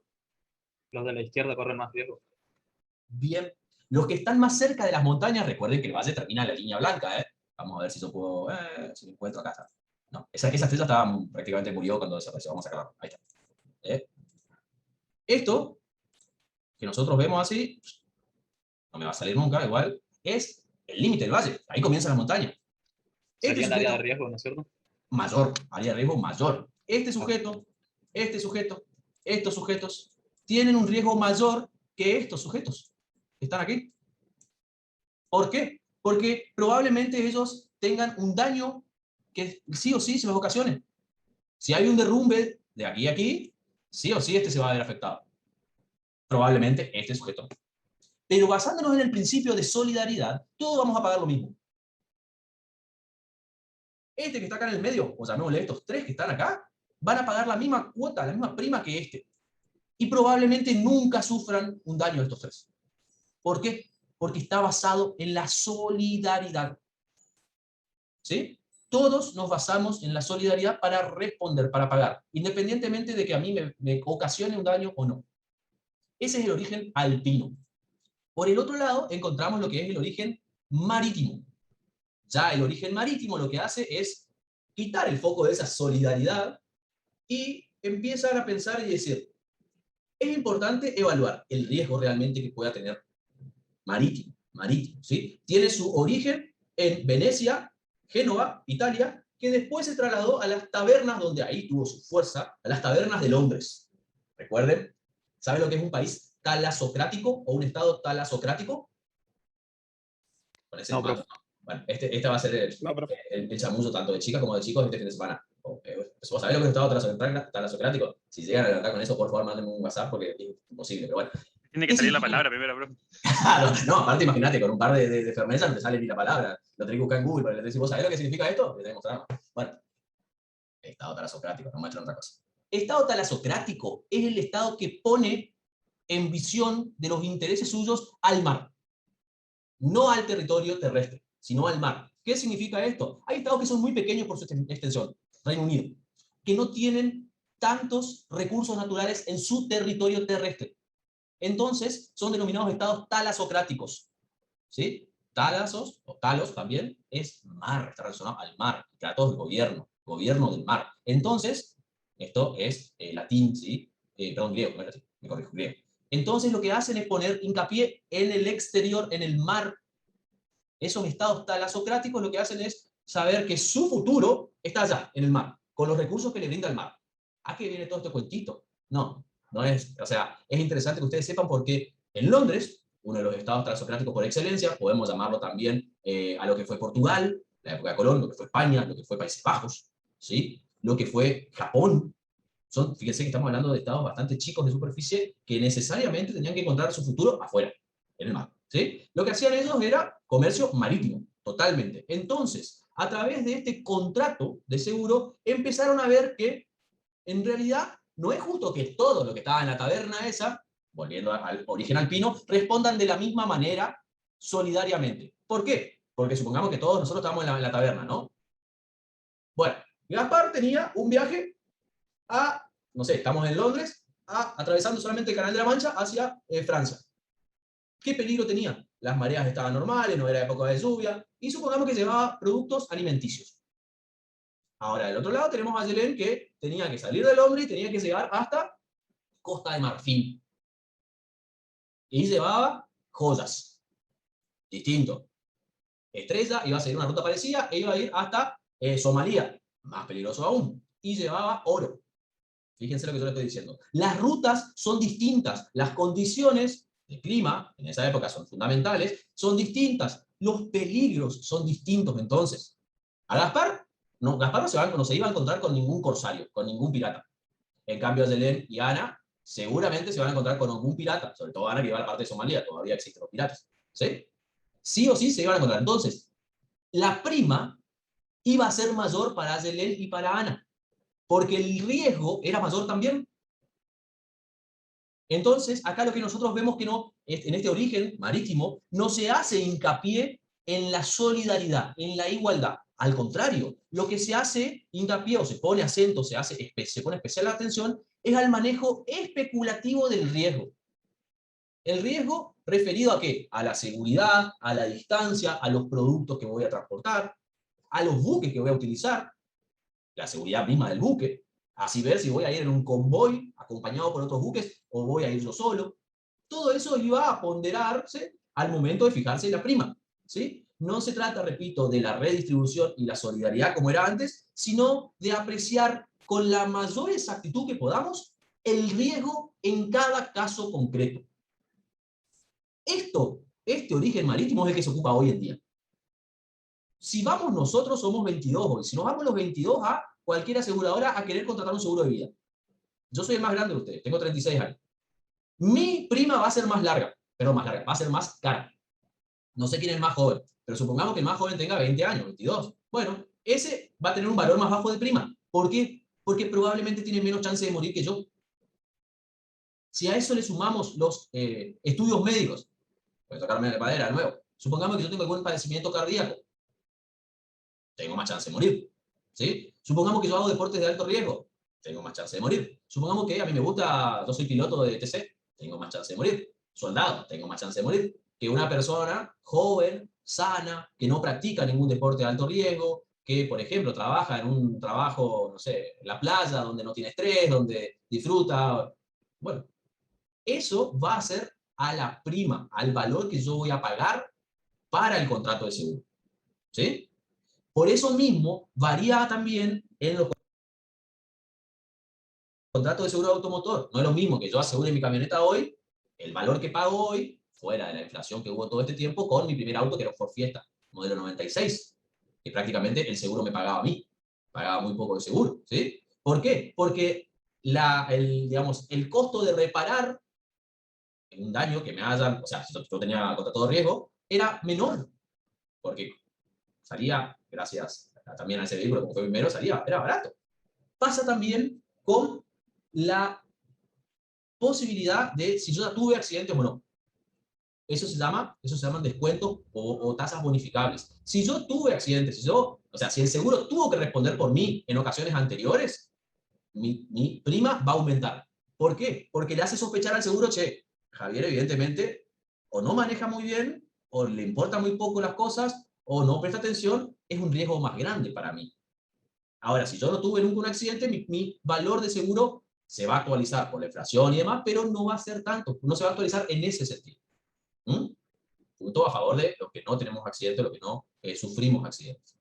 Bueno, la ley, acá fíjense que el seguro es tan importante, y tan nuevo también, que una ley especial modificó en su momento al Código de Comercio y lo reemplazó. Y esa misma ley, con sus modificatorias por supuesto, es la que permanece en el tiempo hoy, y es la 14.718. 14.718 es la ley de seguros. Perdón. 17.418. Ya, déjenme un segundo que tengo que sacarme la duda. Profesor, no se preocupe, eso es normal en el proceso. Invierte los números. Exactamente, pero en el derecho es grave. 17.418. No estoy de acuerdo, pero es una dislexia, no pasa nada. 17.418, ahí está. La segunda que yo les dije es, la ley de seguros es la 17.418, ¿sí?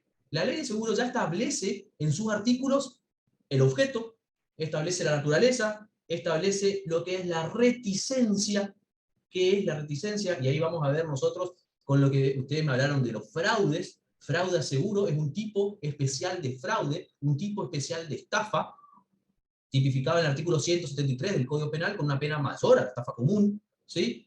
Y vemos, por ejemplo, que el artículo 1, ingresen por favor si tienen a mano a a Google, a la ley, a Infolec 17.418, el artículo 1 habla de objeto, ¿sí? El objeto dice que hay contrato de seguro cuando el asegurador, la empresa de seguros, ¿sí?, se obliga mediante una prima o cotización, pago mensual, a resarcir un daño o cumplir la prestación convenida si ocurre el evento previsto. ¿Mm? El contrato de seguro, dice el artículo 2, puede tener por objeto toda clase de riesgo si existe interés asegurable, dice el artículo. ¿Sí? Salvo provisión expresa de ley. ¿Cuál es la provisión expresa de ley? Los contratos que tienen relacionados a una ilegalidad. No puedo asegurar mi plantación de marihuana, porque eso es ilegal, por más de que se está flexibilizando hoy para el consumo. Pero estoy hablando de plantación. Estoy hablando de un Pero, profesor, una pregunta. Sí. Acá en Corrientes, en esquina, por ejemplo, ¿Mm? fabrican aceites de cannabis. Y eso está está bien. regulado. Eso está bien. Entonces, Eso sí en ese puede caso, sí se puede asegurar la planta, ¿no? Eso sí, eso sí. Ahora, si vos tenés una plantación ilegal y te dedicas al comercio de las flores, supongamos, no, porque vos no estás plantando para consumo o para tratamientos médicos como está habilitado, sino que vos estás siendo un vendedor, un dealer, para realidad productor, que en definitiva después puede ser vendedor, o podés dedicar ese tercerizás. Yo uso términos comerciales para esa actividad ilegal porque así es más jocoso. Bueno, ¿qué puede ser asegurable? Supongamos que Wanda podría haber asegurado su matrimonio por X valor antes una infidelidad de Carly. ¿Puede ser asegurable? Sí, porque existe un interés pecuniario. ¿Mm? Tema que ya está anticipando que va a cantar todas las canciones de Karina. Pero bueno, económicamente puede ser rentable. Bien, continuamos con lo que es la reticencia. La reticencia es la declaración falsa u ocultamiento de información de circunstancias que, si las conocía el asegurado, hubiesen hecho variar, ¿sí? Hubiesen hecho variar el contrato o al punto de que hubiesen impedido el contrato en sí de seguro. ¿Sí? ¿Por qué?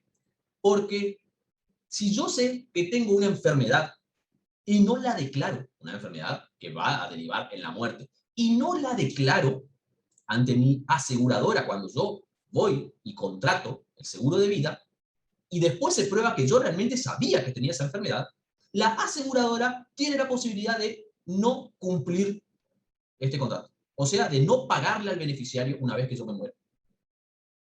Primer punto importante. Tiene que ser realizado con malicia, o sea, con mala fe. Ese ocultamiento tiene que existir con malicia. Yo tengo que saber que tengo esa enfermedad y realmente no digo nada. Obvio que en los contratos de seguro de vida me piden análisis médico, ¿no? Bueno, pero supongamos que es tan extraña, o que yo tengo la bola para ver el futuro, que no sale. Y la aseguradora no puede hacerse de ese conocimiento. Si yo sé, si yo lo hago de mala fe, eso le exime de responsabilidad a la aseguradora. ¿Sí? Ahora bien, si yo no lo informo porque desconozco, o sea, lo hago de buena fe, eso no le va a eximir de responsabilidad eventualmente a la aseguradora. Supongamos que yo me voy a contratar un seguro de vida y no me piden ningún tipo de estudio médico. Y me hacen un cuestionario y me dicen, che, ¿tenés HIV? No. ¿Tenés padecimientos cardíacos? No. Y había sido que sí, tenía padecimientos cardíacos, pero que yo no sabía. ¿Por qué? Porque nunca me hice un control. Y me muero por un padecimiento cardíaco. La aseguradora se va a sacar los ojos, se va a matar, se va a esforzar para demostrar que yo no le informé a ellos. De mi parte, los asegurados que pretendan cobrar van a decir, no, che, pero Javier no sabía. Javier nunca se hizo un control, un chequeo que lo informe que tenía un padecimiento en el corazón que lo iba a matar. O sea, o que podía ocasionar su muerte. ¿Sí? La reticencia es eso. Es el ocultamiento de información a sabiendas, de mala fe. ¿Mm? Supongamos de que yo sé que vamos a otra cosa. Quiero asegurar mi vehículo contra todo riesgo. ¿Sí? Y me dicen, che, ¿Tu vehículo tiene algún choque, raspón? ¿Qué condiciones está? No, nuevo está. No tiene nada, además. Está impecable. Lo saqué ayer de la concesionaria, todo seguro. Sí. Si la aseguradora no se toma el trabajo de mirar mi vehículo, de tomarle fotografía, de ver, yo puedo tranquilamente al día siguiente decir, che, Josecito, me chocaron. Me levanto mañana, el sábado me levanté y vi mi camioneta toda chocada. Pero, ¿seguro? Sí, seguro. Está acá, te mando la foto si querés, me voy a hacer una exposición, te la llevo al perito que vos quieras, está toda chocada. Che, pero medio raro, porque vos contrataste la póliza y esta noche ya te chocaron. Y bueno, justo el seguro empezó, siempre el seguro, empieza desde las 12 horas del día siguiente que yo contrato. No piensen que ustedes salen de la aseguradora con seguro. No, les dicen eso, pero es mentira. El contrato comienza a las 12 horas. O sea, a las 00, cuando cambia el día, recién ahí comienza. Lo dice la póliza. Lo dice las pólizas, son contratos tipos. ¿Sí? Exactamente, tip jurídico. Cuando vos te vas, me pasó, cuando vos te vas a la aseguradora, sí, pero acá tenés tu certificado de cobertura, vos ya estás cubierto. Ah, mirá vos. Imagínense lo rompebola que soy yo, mi asegurado, Tito, no quiere saber más nada conmigo, ¿verdad? Porque sabe que yo le hice sacar mi póliza, le hice sacar en realidad a mi padre, él decidió, yo decidí que quede, yo decidí por mi propio consentimiento que quede ese seguro de vida, pero yo tengo un listadito de todo mi seguro de vida, por si me pasa algo, todos mis familiares están acá, ellos van a tener que cobrar, eso es lo lógico. Porque, como lo que yo le preguntaba y Fabricio respondió más o menos, bastante acercado, cuando yo me muera, mis beneficiarios no van a saber. Y las aseguradoras, las empresas, la ART, INSEP, en el Chaco, no se desviven por informar y decir, che, ¿vos sos el papá de Javier? Sí. Che, Lucho, escuchá, mirá, Javier tiene un seguro de vida, pasá por favor a cobrar. No, olvídense, no van a informar. Los otros son los que tienen que, los asegurados, o sea, perdón, los beneficiados tienen que ir a reclamar, ¿sí? Bueno, ¿qué pasa? Yo, en ese caso, oculté. Pero ¿cómo va a probar realmente la aseguradora eso si no tomó las medidas diligentes para poder mirar mi vehículo? Va a tener que responder. ¿Sí? Va a tener que responder. Ahora, si ellos me pueden demostrar que por ejemplo, yo rompí o oculté información, por ejemplo, que no tiene freno mi vehículo, está en condiciones, no está en condiciones de seguridad, ahí no van a responder. ¿Sí? Bueno, con respecto a otros tips jurídicos, respecto a esto mismo, a accidentes de tránsito, seguros, los vamos a ver fuera de grabación, porque podemos ver, ¿me cubre si yo estoy alcoholizado? ¿Me cubre si tengo mi carnet vencido? ¿Me cubre si tengo la revisión técnica obligatoria vencida? ¿Me cubre si yo voy en contramano? Todas esas cositas, si ustedes quieren, las vemos después. Bien, ¿cuál es la naturaleza del contrato? La naturaleza jurídica del contrato, ¿sí? La naturaleza jurídica del contrato de seguro es consensual. O sea, el consentimiento es lo que prima. Los derechos y las obligaciones son recíprocos de ambas partes. ¿Qué significa esto? Desde que yo contraté, yo celebré el contrato, ya están vigentes esos derechos y obligaciones, pero depende de lo que dice la póliza, ¿sí? ¿Qué sucede? Al ser consensual, se basa en el consentimiento. Puede suceder de que yo vaya a un seguro y el seguro me diga, mirá, yo no te quiero asegurar a vos, porque en realidad los informes médicos que vos me trajiste no son suficientes. Y tu riesgo de sufrir muerte es bastante grande. Pero tiene que ser muy grande. ¿Cómo lo suelen disfrazar a esa negativa? Para que no haya discriminación, porque hay jurisprudencia hermosa, jurídicamente hablando, de discriminación de contratos de seguro de vida, de aseguradoras, a personas que padecen HIV.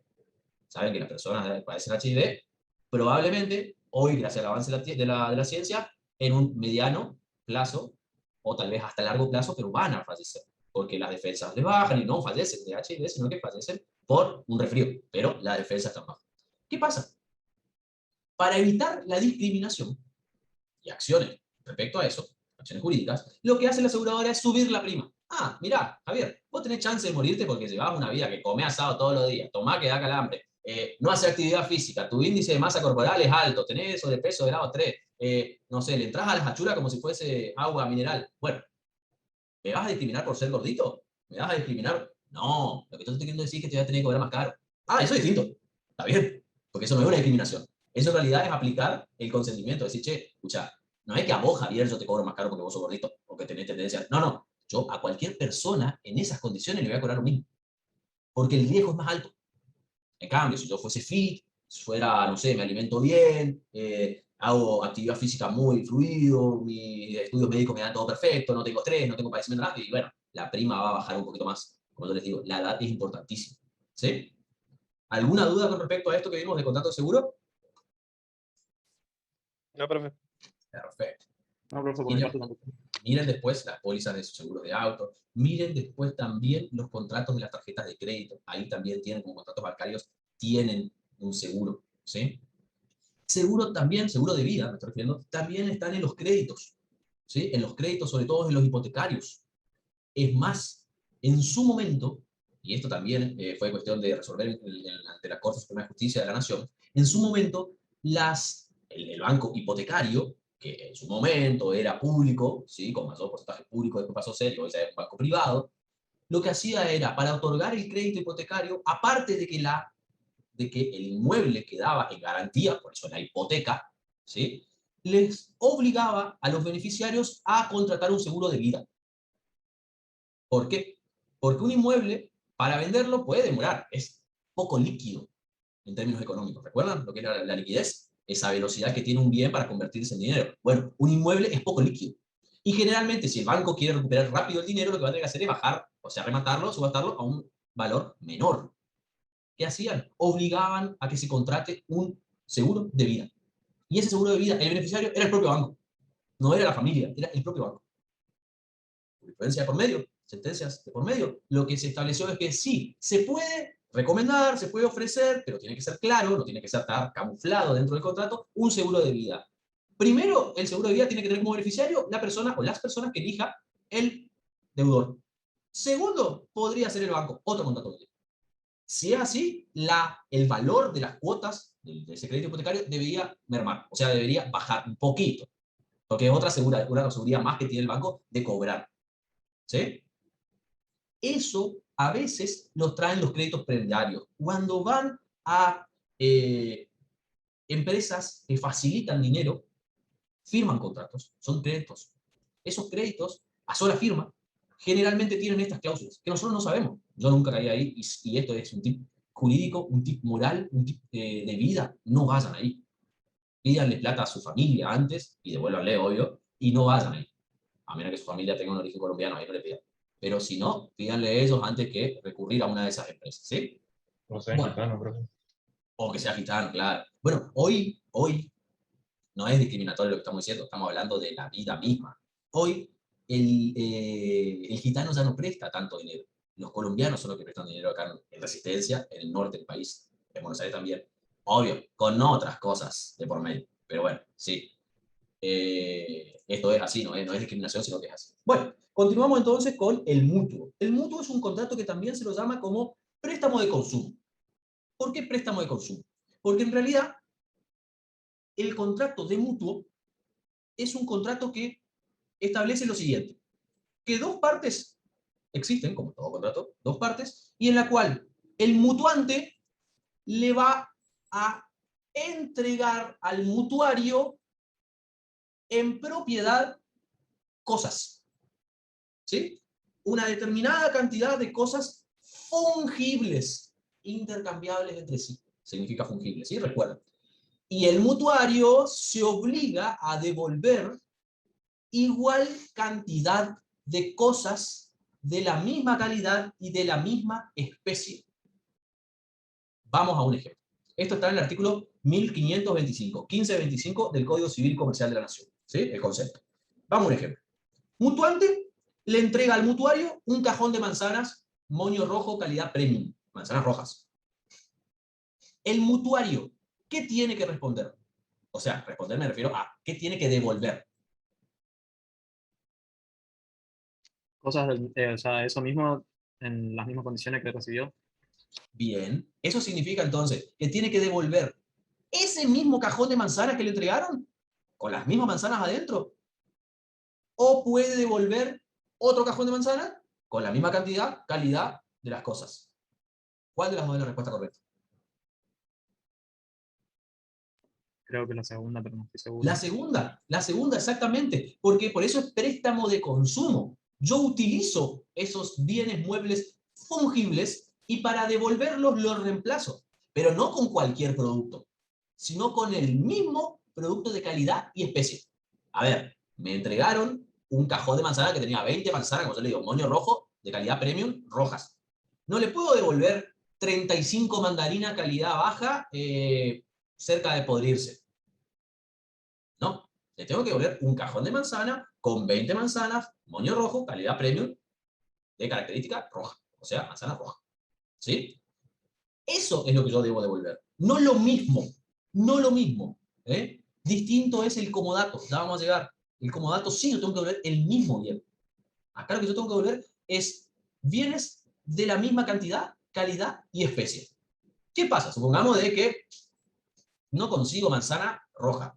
Puedo hablar con el, yo mutuario, puedo hablar con el mutuante, como es de consensual, o sea, de consentimiento, le puedo decir, che, en vez de 20 manzanas, como vos me diste, moño rojo, calidad premium, roja, ¿no te puedo devolver 30 manzanas verdes, calidad premium? ¿Vale? Sí, no hay drama. ¿Puede pasar? Puede pasar. Pero si no, el mutuante puede decirlo, mirá, vos me tenés que devolver las cosas reemplazadas, o sea, fungibles, la misma cantidad y calidad. ¿Sí? Eso es el préstamo de consumo, el mutuo. El mutuo es lo que sucede cuando me prestan dinero. Yo no devuelvo los mismos billetes, sino que yo devuelvo el valor. Me prestaron un billete de 1000, no tengo un billete acá, pero si no le mostraría un billete de 1000 con la numeración. No devuelvo ese mismo billete, sino que yo devuelvo 1000 pesos. En otro billete de 1000, en 2 de 500, en 5 de 200, en 10 de 100, en lo que fuese, en moneda de 1 peso, en lo que fuese. Pero yo devuelvo la misma cantidad y calidad. ¿Sí? ¿Quién estaba por decir algo? No, yo iba a decir, profe, en el caso de los préstamos, igual se devuelve no solo el valor, sino se devuelve también con un interés, ¿no es cierto? Con interés, claramente. Y acá nosotros vemos, relacionado a eso que dice Matías, vemos lo siguiente. Este contrato puede ser gratuito, puede ser oneroso, no se presume de ninguna de las dos formas, pero puede ser de las dos formas. ¿Y por qué en origen histórico se presumía que era gratuito? Porque al momento de sancionar el Código de Comercio, el año 1858 y 1859, ¿sí? En esa época, lo que pasaba era que estaba muy mal visto a los prestamistas. ¿Por qué? Se los trataba de usureros. Hoy en día la actividad de los prestamistas es común, inclusive, podemos decir, normal. ¿Sí? No los vemos con malos ojos a los prestamistas. Es más, después les cuento si quieren de dónde sale el apoyo a estas empresas. ¿Sí? Pero estos sujetos no son mal vistos, por lo tanto, son aceptados y pueden ser con ese interés, como dice, que es la ganancia que tienen. Pero en realidad, si nos vamos a ir a un mutuo gratuito, no va a haber ningún interés.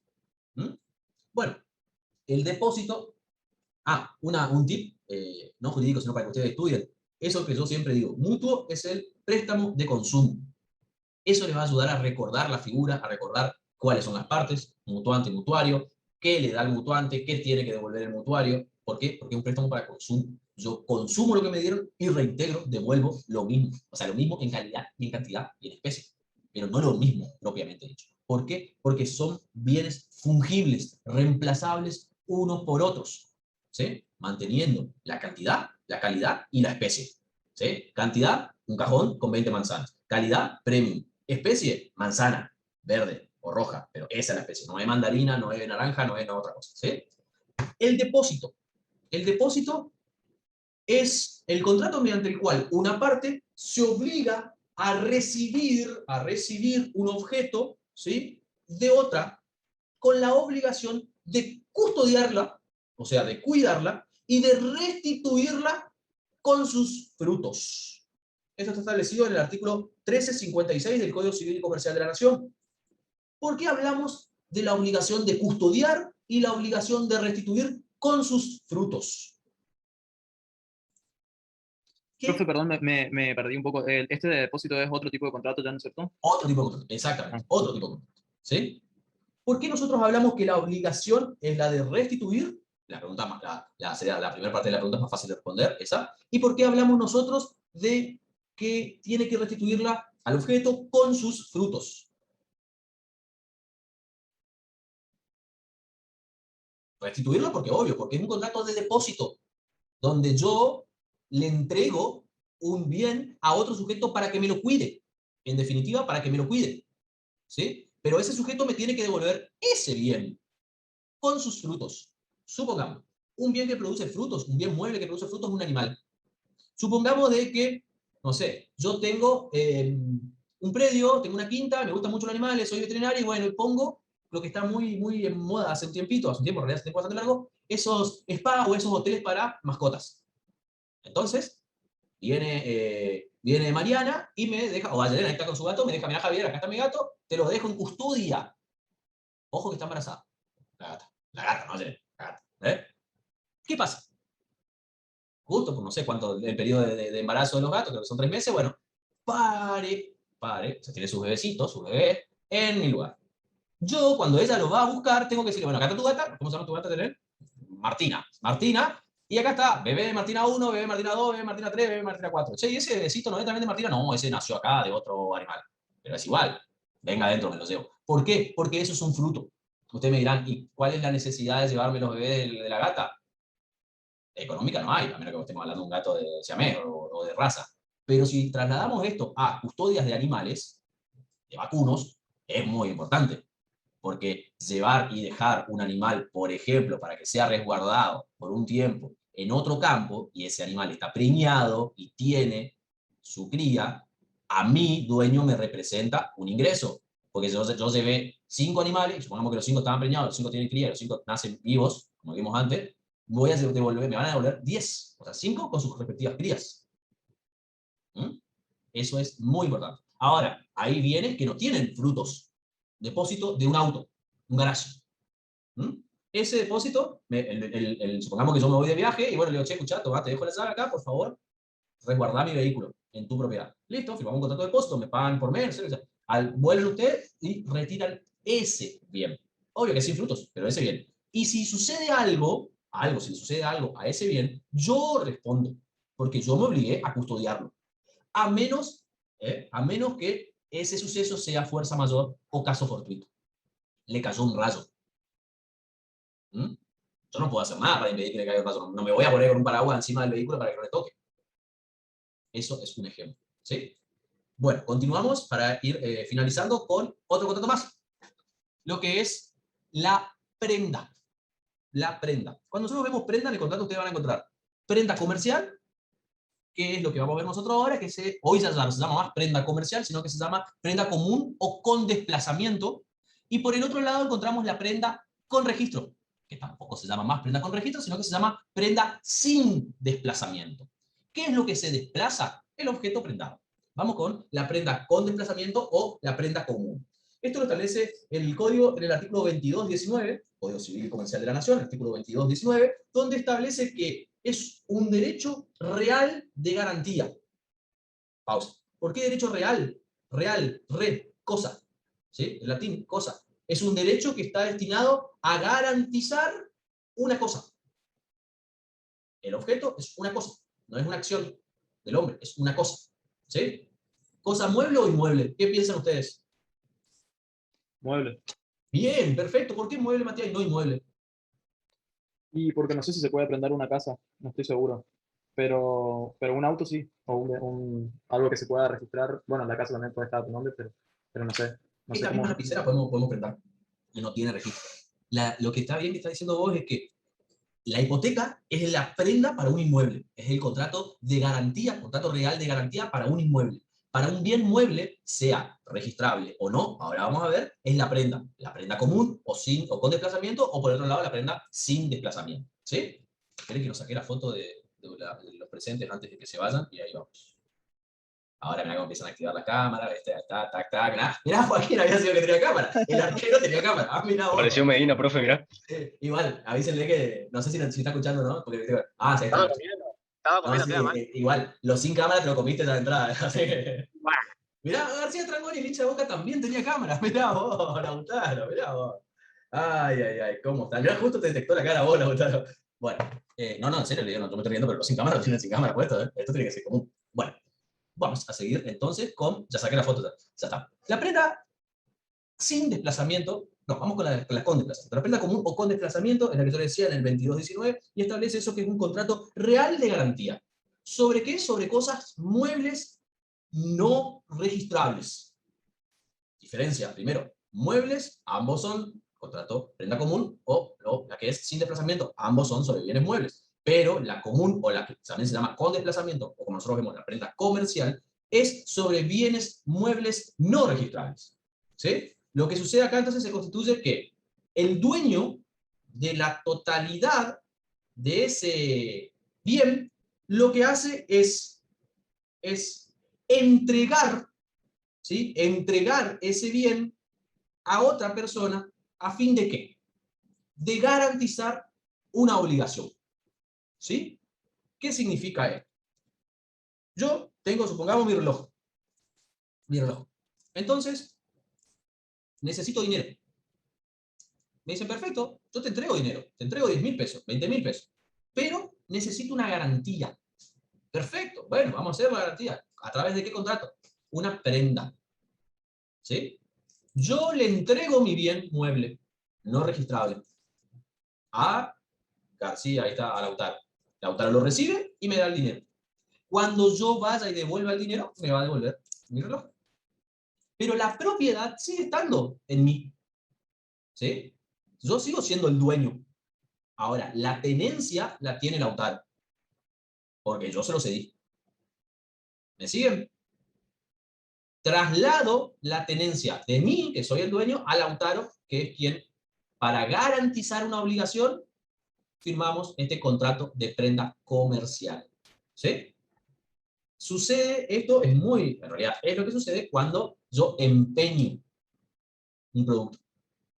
¿Saben lo que es empeñar? Empeñar es ir, entregar este reloj, que me den dinero, que me guardan con obligación un tiempo. La diferencia es que, cumplido ese tiempo en el empeño, si yo no fui a rescatar, o sea, a devolver el dinero más los intereses, todo, ellos pueden venderlo. En la prenda no. En la prenda tiene que permanecer con el bien. Aparte, vamos al concepto. El contrato de prenda, entonces, es un contrato de garantía. O sea, asegura a otra obligación. ¿Sí? Como nosotros vimos, vamos a agregar un poquito más, es un contrato accesorio, secundario. Lo que hace es, quien tiene la propiedad de un bien mueble no registrable, entrega esa propiedad, perdón, corrijo, no propiedad, entrega la tenencia a otro sujeto. La tenencia, o sea, le da la tradición nosotros conocemos el derecho como entregar. ¿Sí? ¿Para qué? Para garantizar otro contrato. Supongamos uno de préstamo de consumo, o sea, de dinero. Cuando yo quiera levantar esta prenda, lo que voy a tener que hacer es primero satisfacer la primera obligación, o sea, el primer contrato. Y me van a devolver la cosa, o sea, me van a devolver la tenencia de este bien mueble no registrable a mí. Se dice que es con desplazamiento, el nombre es con desplazamiento porque sucede el desplazamiento del objeto. Se desplaza de mi persona hacia la otra persona. Pero lo que se desplaza, ese objeto, es la tenencia, ¿sí? Tenencia física, tenencia. Pero no la propiedad. Porque si yo le transmito la propiedad, ya va a ser un contrato de compra-venta. ¿Me siguen ahí? ¿Sí? Creo que sí. Y ahí también está la explicación de por qué no se puede prendar un inmueble. ¿Por qué no se puede prendar un inmueble? Porque para un inmueble, primero, ya la prenda te dice, bien mueble, requisito. No registrable. Esta prenda con desplazamiento, prenda común o prenda comercial. ¿Sí? Vamos a ver que para los bienes muebles registrables está la otra prenda, sin desplazamiento. ¿Sí? Y porque la garantía es, o sea, de un contrato para garantizar, para poner como garantía un inmueble, siempre tiene que ser una hipoteca. Fíjense que no es lo mismo la importancia o el valor que puede tener este reloj que el departamento donde yo estoy. Claramente.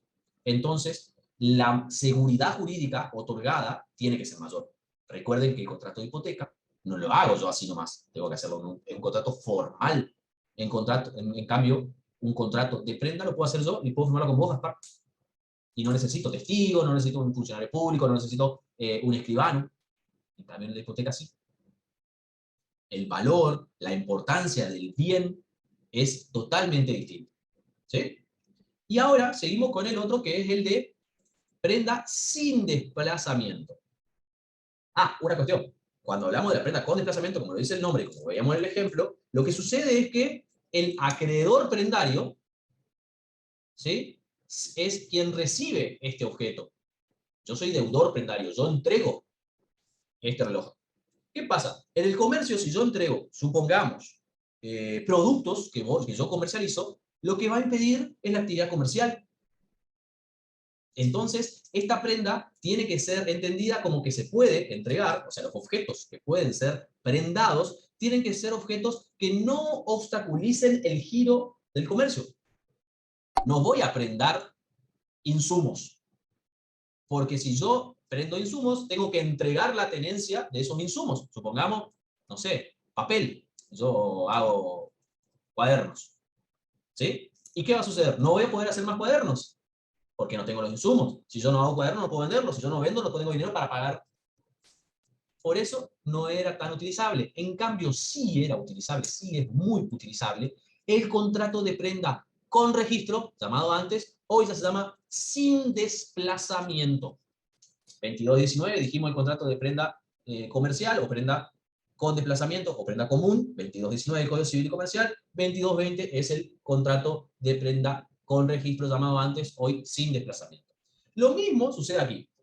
Hay una entrega, perdón, hay un contrato, hay dos partes, está el acreedor prendario y el deudor prendario, hay un bien mueble registrable, el nombre ya lo dice, pero que también se utiliza para asegurar el pago de una obligación, o sea, el cumplimiento de una obligación que puede ser la entrega de una suma de dinero, ¿sí? La obligación sería la de devolver esa suma de dinero, y que la garantía prendaria, lo que viene a ser este objeto, tiene que ser un bien mueble registrable, diferencia, el otro era no registrable, y queda en poder del deudor, por eso es sin desplazamiento, ¿sí? Queda en poder del deudor. ¿Qué sucede acá? No se entrega la cosa, sigo teniéndola yo a la cosa. ¿Qué pasa? Vamos a ejemplos. Quiero sacar un vehículo con un plan de pago, o sea, con un plan de ahorro. No tengo todo el dinero para ir a comprarlo y pagar cash efectivo. Me inscribo en el plan de ahorro, salgo sorteado, licito, listo, me voy. Voy a retirar mi vehículo. Ah, sí, Javier, no hay ningún drama. Espera, vamos a firmar la prenda con registro. ¿Sí? Bueno, pero pará, ¿y qué? Bueno, si vos no pagás más, la empresa se va a hacer dueño de se va a cobrar de tu bien. ¿Y de qué bien? De ese vehículo, de ese bien mueble registrable. Che, ¿pero me lo van a sacar? No, no te lo vamos a sacar. Vos vas a poder seguir utilizando ese producto. ¿Por qué? Porque no hay desplazamiento, no hay tradición, no hay entrega. Listo, me voy. Cuando finalizo el contrato principal, que es el plan de ahorro, voy a tener que levantar la prenda, que vale dinero. Como también confeccionar la prenda vale dinero. ¿Por qué? Porque se inscribe ese contrato. Yo, Javier, no puedo vender ese auto, porque está prendado. Para venderlo tengo que hacerle saber al comprador y tienen que aceptarme. Mi acreedor prendario. ¿Sí? Esto ustedes dirán, esto es lo más común. En el ejemplo, yo soy una persona que usó el auto para esparcimiento, para gusto particular. Sucede también con lo que puede ser un remisero, y sucede muchísimo con las maquinarias agrícolas. En el campo se utilizan este tipo de contratos ¿para qué? Para adquirir maquinarias agrícolas. Pero imagínense ustedes, si no existiera este tipo contractual especial, tendríamos que regirnos por el contrato de prenda con desplazamiento. ¿Para qué un empresario que tiene un establecimiento rural, supongamos que compra una cosechadora, para qué prendaría de manera común y le entregaría la tenencia al acreedor? No es útil, porque no va a poder utilizarla, no va a poder llevarla a la práctica. ¿Para qué compró ese bien? Para cosechar. Entonces acá queda en manos del deudor el objeto, lo utiliza, y si es un emprendimiento, o sea, una empresa, con los frutos que obtiene a través de la utilización de este vehículo, de esta maquinaria agrícola, va a poder pagar el contrato de plan de ahorro, o sea, lo similar a un plan de ahorro, o sea, el préstamo, por ejemplo, que tuvo para poder adquirir esa maquinaria. O sea, ahí cancelaría la prenda y pasaría a ser de su propiedad lo que compró. Exactamente, exactamente. Al momento que como todo contrato accesorio, al momento que desaparece el principal, tiene que desaparecer el accesorio. Si ese empresario rural, paga totalmente el dinero, cumple la obligación de manera íntegra, como nosotros veíamos en la unidad 3, respecto a obligaciones, va a suceder que va a tener que levantar la prenda. Y ahí ya ese objeto, ese bien mueble registrable, no va a tener ningún tipo de impedimento. ¿Mm? ¿Me siguieron? En el caso del remisero, lo mismo. Supongamos que, che, yo, no sé, me jubilo y bueno, quiero ser taxista, remisero, entonces compro un auto, pero como no tengo para pagarlo todo junto, lo que hago es sacarlo un plan de ahorro, y bueno, y a través de la prenda puedo garantizar ese contrato, y además de eso, como tengo la disponibilidad, perdón, el uso del bien, lo exploto, y bueno, con los frutos de eso, de mi actividad como taxista o de remisero, lo pago las cuotas. ¿Sí? ¿Me siguieron hasta acá? Sí, profe. Estos son los contratos que están en el programa. Son los contratos obligatorios. Hasta acá vamos a llegar. A modo de conocimiento, yo les ofrezco a los que deseen quedarse hoy unos momentos más. Hablamos del leasing, hablamos de la franquicia, franchising, hablamos también de lo que es el fideicomiso, de esos 3 contratitos, que les aclaro, no son evaluables al momento ni del parcial ni del final, porque no están dentro del programa, no son contenido mínimo siquiera. ¿Sí? Pero sí es interesante que tengan el conocimiento de qué es un contrato de franquicia, que más o menos saben, pero en la parte jurídica, qué es un fideicomiso, para qué se usa, ¿sí? Un leasing, para qué se utiliza, pero eso es a decisión de lo que ustedes quieran. Si quieren quedarse, hablamos de eso, seguimos hablando de otras cosas, si no, yo los despido, no tienen más obligación que quedarse, les deseo que pasen un excelente fin de semana, cuídense mucho y nos vemos el viernes que viene, que ya comenzamos enero, y ahí recién, lastimosamente, vamos a comenzar sociedades, pero con sociedades vamos a ir más rápido, no se preocupen. Vamos a meter un poquito más de pilas y vamos a Yo me avanzar. retiro, profe. Perfecto, porque para finalizar nomás la idea, respecto a la unidad 5 de sociedades, vamos a ver conceptos y características especiales de las sociedades. No vamos a analizar en demasía los tipos societarios, ¿sí? Bueno, los despido, corto la grabación, que tengan un excelente fin de semana. Hasta luego. Hasta luego, profe.